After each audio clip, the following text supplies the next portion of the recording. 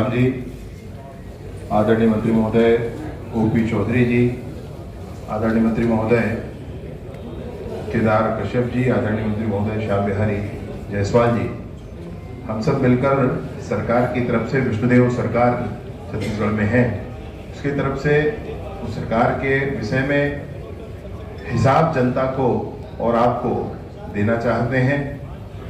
13 दिसंबर को माननीय मुख्यमंत्री जी ने और उनके साथ हम लोगों ने शपथ लिया था, मतलब दो मुख्यमंत्री के नाते मेरा और आदरणीय अरुण साहु जी का शपथ हुआ था। अर्थात सरकार का चलना 13 दिसंबर से प्रारंभ हो गया था, सरकार बन गई ये माना गया, बाद में विस्तार होकर के और उसमें बहुत काबिल साथी सारे साथ आए और बात आगे बढ़ी।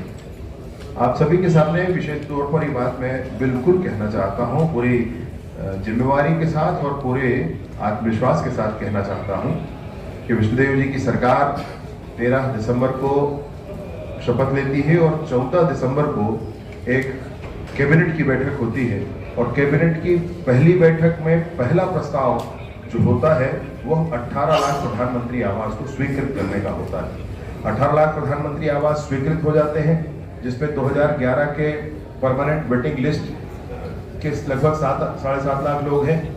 उसके बाद 2016 के जो आवास प्लस की सूची है वो पूरी सूची समाहित की गई है और बहुत सारे आवास जो पेंडिंग पड़े थे, जिन 2 लाख लगभग आवास जो पेंडिंग थे जिसको नहीं दिया जा रहा था, वो 2 लाख आवास भी उसमें थे और इस तरीके से 18 लाख आवास पूरा करने का।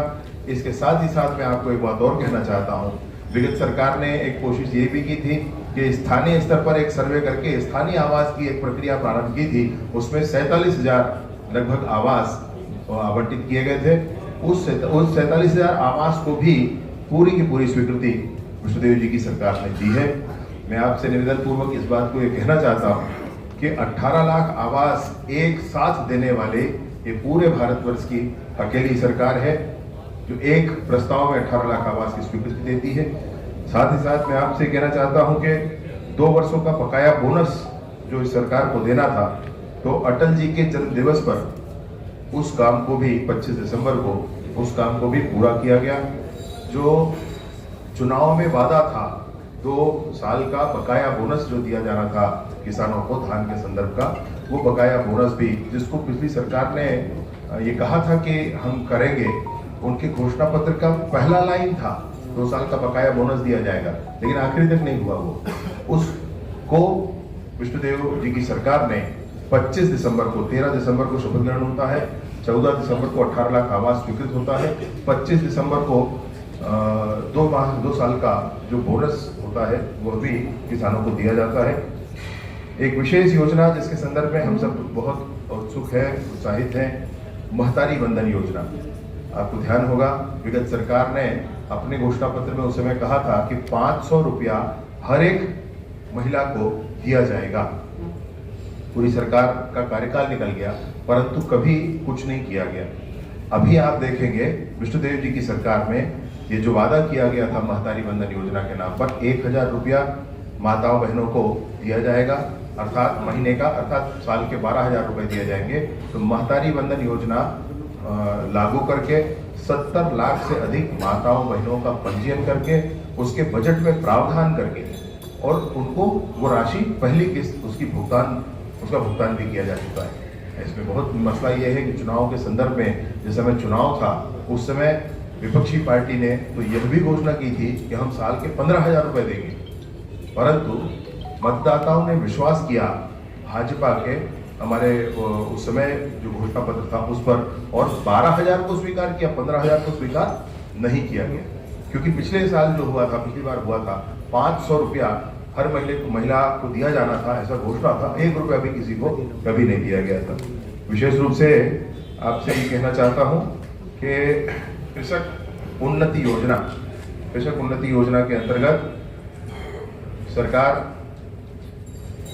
के पूर्व ही, मतलब चुनाव के दौरान ही जो घोषणा पत्र में था कि प्रत्येक एकड़ का 21 कुंटल धान खरीदा जाएगा, प्रत्येक एकड़ से 21 कुंटल धान खरीदा जाएगा और प्रति क्विंटल धान 31 रुपए की दर पर खरीदा जाएगा। 2250 रुपए लगभग इस बार समर्थन मूल्य था, वो एक मुश्त दिया गया। बचे हुए 917 रुपए को विगत सरकार में 4 किस्तों में दिया जाता था। पहला किस्त ही 2-2.5 महीने बाद आता था, फिर चौथा किस्त तो अगली बार धान बिक जाने के बाद आता था। वर्तमान सरकार की ये घोषणा थी, विष्णुदेव सरकार की घोषणा थी कि ये पूरी राशि एक मुश्त दी जाएगी। और बहुत बड़ी बात है कि ये पूरी की पूरी राशि 917 रुपया प्रति क्विंटल की दर से लगभग 1,45,000 metric tonne, 1,45,000 metric tonne, 1,45,00,000 metric tonne पूरे धान के ऊपर ये पूरी राशि दे दी गई। और पूरी राशि लगभग 13,300 करोड़ की राशि किसानों के खाते में अंतरित कर दी गई। मतलब वस्तुतः कहें कि ये ओपी चौधरी जी जो प्रबंधन कर रहे हैं और जिसमें वित्त विभाग में यह चमत्कार से कम नहीं है। कोई कर का बड़ा प्रावधान नहीं, नया कर का कोई प्रावधान नहीं, किसी कर में बढ़ोतरी नहीं, लेकिन आप देखेंगे तो बजट का आकार बढ़ गया है और ये सारे प्रावधान उसमें समाहित हैं। आपको आश्चर्य होगा कि विगत हमारे जो अनुपूरक बजट आया था उसमें भी हमने प्रधानमंत्री आवास के लिए 3,799 करोड़ का प्रावधान किया था और अभी भी 8,700 करोड़ का प्रावधान इस नए बजट 24-25 के बजट में भी किया गया है। ऐसे ही 12,300 करोड़ रुपया महतारी वंदन योजना के लिए प्रावधान किया गया, हमको दिया गया है। विशेष रूप से जो बच्चे पढ़ाई करते थे, मेहनत करते थे और नेता बड़े रसूखदार उनके बच्चों का, बड़े अधिकारियों के बच्चों का सिलेक्शन हो जाया करता था पीएससी में, वो सारी भर्तियों के लिए ये कहा गया था जिसमें गड़बड़ी पाई गई थी उसकी सीबीआई जांच हम कराएंगे। ऐसा उस समय हमारे युवा मोर्चा के राष्ट्रीय अध्यक्ष जी ने भी घोषणा की थी और हमारे घोषणा पत्र में था। उस घोषणा को भी पूरा करते हुए विष्णुदेव सरकार ने उस पूरे प्रकरण को सीबीआई को सौंपा हुआ है। इसका ये भी काम संपन्न हो चुका है।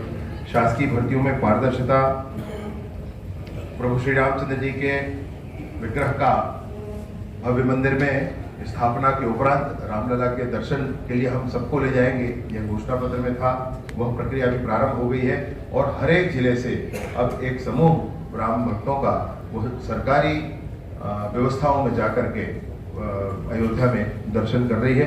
ये हम सबको ध्यान है। इसी माध्यम से राजिम कुंभ कल्प की शुरुआत फिर भव्य रूप से की गई। मैं खुद भी गया था उसमें हम लोगों ने देखा कि बहुत सारे साधु संत आए थे पूरे देश भर से। उन सब ने कहा कि हम पिछले कई वर्षों से नहीं आ रहे थे, यहाँ आना सुखद है और यहाँ पर ये भव्य आयोजन जो होता है ये बहुत अच्छा होता है। वह भी नहीं हो पा रहा था, वह भी प्रारंभ हो गया है।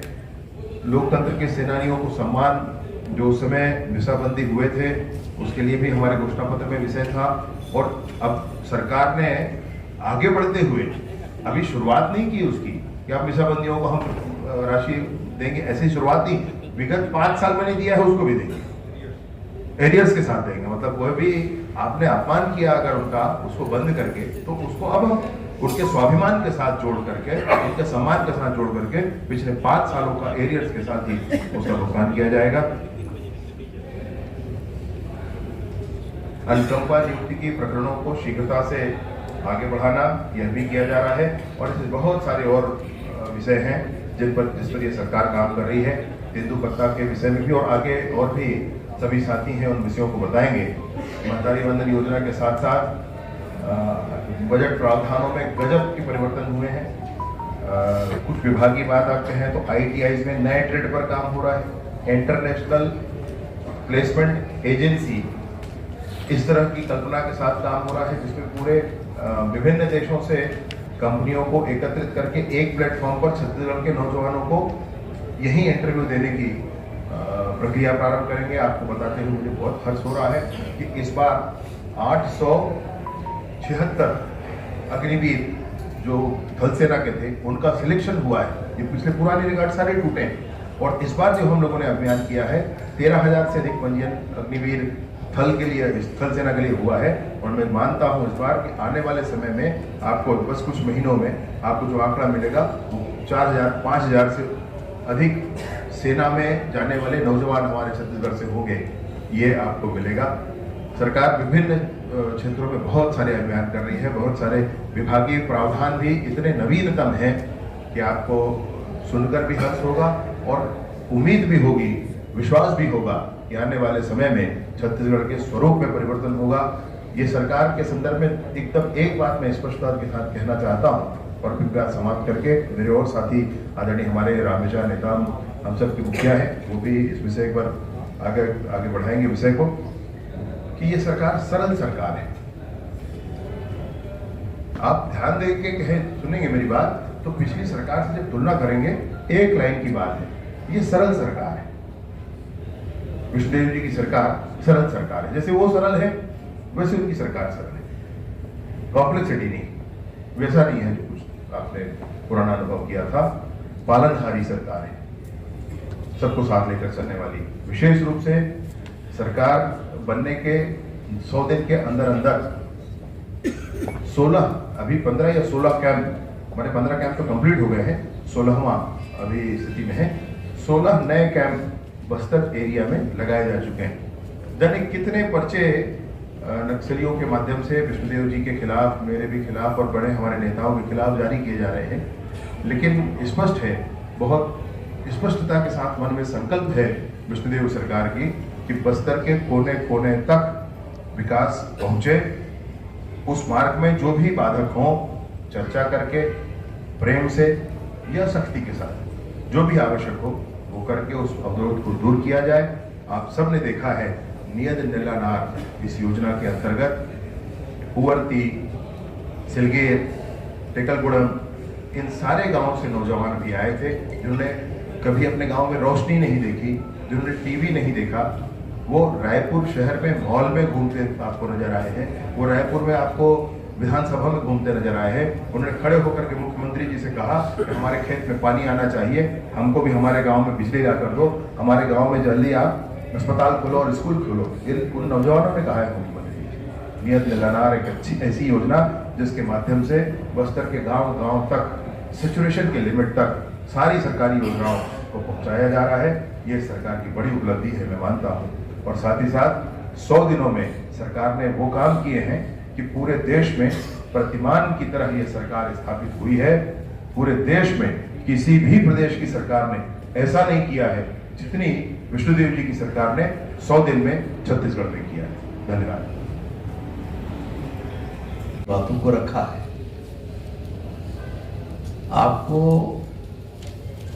100 दिन के अंदर ही आपको महसूस हो गया होगा कि विष्णुदेव साय जी की सरकार संवेदनशील सरकार है।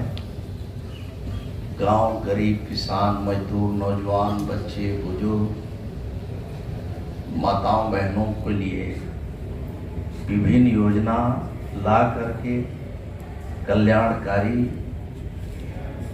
कार्य करने वाली सरकार है। और जैसे कि चुनाव के पहले हम लोगों ने मोदी की गारंटी के तहत जो संकल्प पत्र जारी किया, उसमें तरह तरह के लोग टीका टिप्पणी करते थे। हमारे विरोधी मित्र लोग इस तरह की बात करते थे कि बोलते थे, मजाक उड़ाया करते कि एक भी काम करने वाले नहीं। जब 18 लाख गरीबों का जो छत छीना गया था, उसे हम लोगों ने देना शुरू किया। बोले कि अभी खाली कागजों में है, जमीन में उतरा नहीं। अब जब जमीन में उतर गया तो इसके बाद उसकी बोलती बंद हो गया। फिर बाकी बोनस के बारे में भी इस तरह बात करते रहे, मातारी बंधन के बारे में भी तरह तरह की टीका टिप्पणी करते रहे। अब हमारी सरकार मातारी बंधन के साथ साथ किसानों का इतना करीब 25 लाख किसानों को बोनस देने का 13,320 करोड़ का, छोटी मोटी राशि नहीं,